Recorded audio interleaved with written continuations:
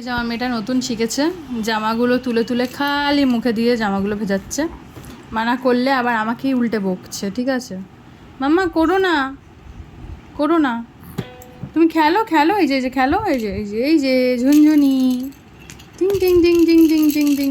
আর এখানে একটা আয়না আছে, ঠিক আছে, এই আয়নাটা আছে, এই আয়নাটা দেখলে ও কি খুশি হয় দেখো না একবার। এটা কি? ও বাবা, ও বাবা, এই যে সব হাত দিয়ে এখন ধরতে শিখেছে। এই যে দেখো না, সব কিছু এখন হাত দিয়ে ধরবে ও। এ নাও ধরো, আবার জামা মুখে দিয়ে দেয়। জামা মুখে দিও না, দিও না। এ নাও, এটা নেবে, নেবে ও মাম্মা, নেবে নাকি এই আয়নাটা নেবে? কোনটা নেবে?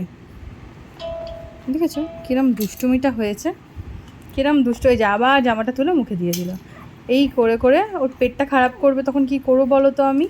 সব সময় জামা মুখে, সব সময়।